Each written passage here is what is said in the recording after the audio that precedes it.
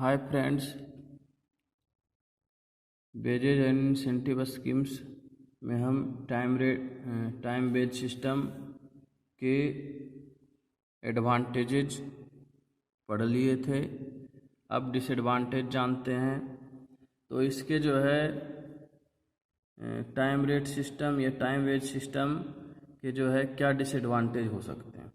इससे क्या होता है, फर्स्ट क्या है, the employers have to bear losses if workers work at slower speed.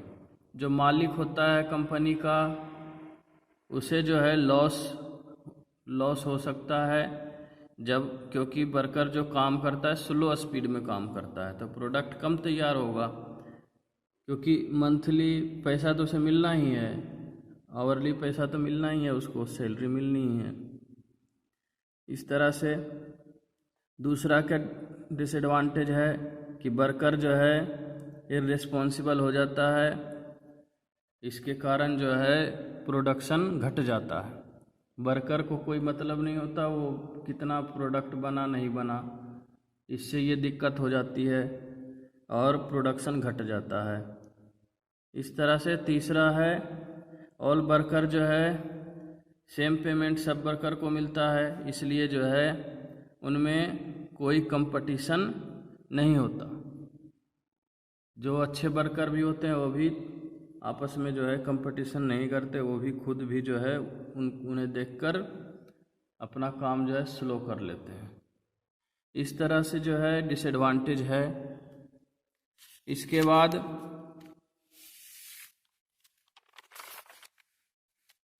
Piece rate system है। तो पीस रेट सिस्टम में पीस के हिसाब से, नंबर ऑफ वर्क पीस के हिसाब से, नंबर ऑफ प्रोडक्ट के हिसाब से वर्कर को पैसे दिए जाते हैं। In this system each worker is paid at the fixed rate in production to his output. Thus wages of a worker depends upon his productive capacity. Productive capacity के हिसाब से जो है उसे जो है वर्कर को फ़ायदा मिलता है, पैसे मिलते हैं। तो इसके जैसा कि समझ में आ गया होगा, पीस रेट सिस्टम में एडवांटेज है इसके कि इस सिस्टम में वर्कर को पेड कर दिया जाता है मेरिट के हिसाब से। जो वर्कर स्पीड में काम करेगा, ज़्यादा प्रोडक्ट बनाएगा, ज़्यादा पीस बनाएगा तो उसे ज़्यादा पैसे मिलेंगे। इस हिसाब से there are very less chances of dispute between the employer and employee regarding wage. तो वेज के रिलेटेड जो झगड़े होते हैं मालिक और मजदूर के बीच, वो बहुत ही कम चांस होता है यहाँ पे, क्योंकि जितना प्रोडक्ट जितना पीस बनाएगा उसके हिसाब से उसको पैसे मिलेंगे। उसी तरह जो है there is no need to waste time. समय वेस्ट करने की जो है इसमें कोई वो नहीं होती। वर्कर जो है अपने हिसाब से काम करता है, जितना बनाया उसके हिसाब से काउंट करके उसको पैसे दे दिए जाते हैं, तो टाइम वेस्ट नहीं होता उसमें। उसके बाद वर्कर्स इफ़िशियंसी इंक्रीज्ड। वर्कर की जो काम करने की इफ़िशियंसी है वो भी बढ़ती है। डिसएडवांटेज भी हैं इसके कुछ, तो डिसएडवांटेज जानते हैं। The workers over work and over strain themselves which affect their health. Worker पैसे की लालच में बहुत ही ज़्यादा काम करने लग जाता है, ज़्यादा प्रोडक्ट पीस बनाने लग जाता है, जिससे उसके हेल्थ पे प्रॉब्लम आती है। Employer is not aware of the total payments to be made. जो मालिक होता है उसको भी ये पता नहीं होता कि कितना पेमेंट देना पड़ेगा, क्योंकि प्रोडक्ट जो है उस वर्कर पे निर्भर करता है।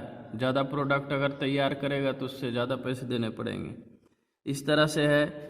दिस सिस्टम में कॉज ओवर प्रोडक्शन इसके कारण हो सकता है। वर्कर अपने जो है स्पीड से बनाता चला जाएगा, जिसकी ज़्यादा ज़रूरत भी नहीं होगी, फिर भी इससे ओवर प्रोडक्शन का भी जो चांस होता है।